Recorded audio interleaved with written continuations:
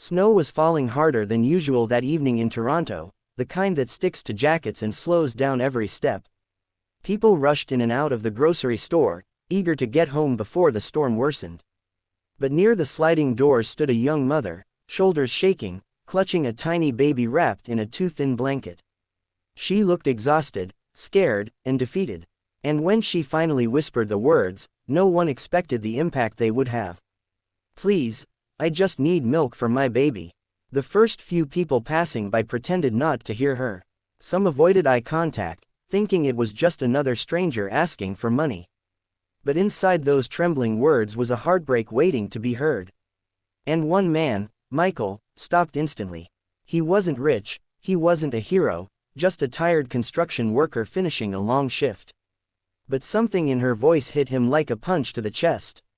He turned toward her, and the moment their eyes met, she began to cry silently, as if she'd been holding everything in for too long. Her baby whimpered against her shoulder, tiny fingers clutching at her coat. Michael took one step closer, then another, feeling a heaviness in his chest he didn't understand at first. "What happened?" he asked gently. She wiped her face quickly, embarrassed, shaking her head as though she didn't deserve kindness. "I'm sorry, I've been to 3 food banks today. They were all closed early because of understaffing. My card got declined. I haven't eaten since yesterday. I'm fine but my baby needs milk. Please, I don't want money. I just want milk." Her voice cracked on the last word, and something inside Michael broke open. Memories rushed in, his own mother, holding him tightly during winters when they had almost nothing. Nights when she went hungry so he could eat. The painful sacrifices she never spoke about until years later. His throat tightened so suddenly he couldn't speak. His eyes burned, and before he could stop it, tears slid down his face.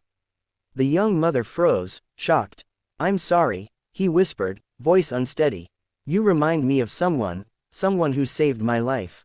He didn't ask her questions.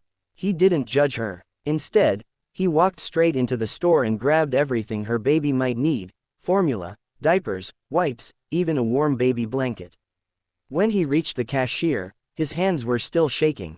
The cashier noticed and quietly said, "Take your time. You're doing something good." Outside, the mother gasped when she saw the bags.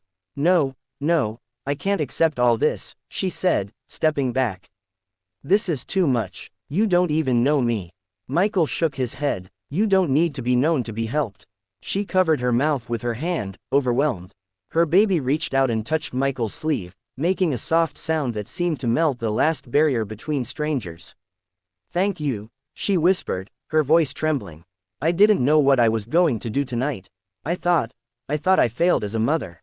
Michael looked at her with a softness he didn't know he still had. "You didn't fail. You fought for your baby all day in the cold. That makes you stronger than you think."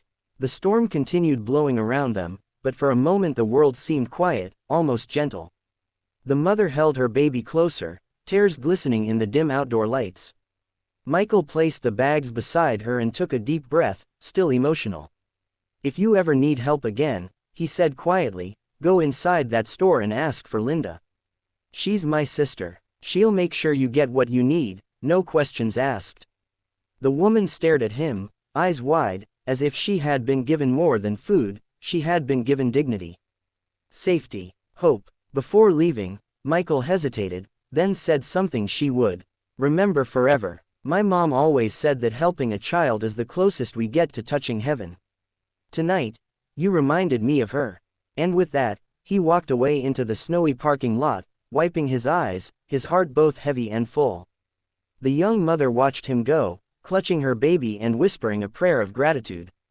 She didn't know his name until she asked the cashier later. She didn't know his story. But she knew kindness when she saw it, kindness born from someone else's pain, someone else's memories, someone who understood what it felt like to struggle.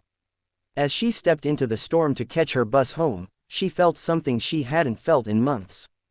Hope. A stranger had cried for her, and because of that, her baby would sleep warm and fed tonight. And somewhere in the snowy city, Michael walked home under the falling flakes, silently thanking his mother for teaching him that compassion can change someone's entire night, and maybe even their entire life.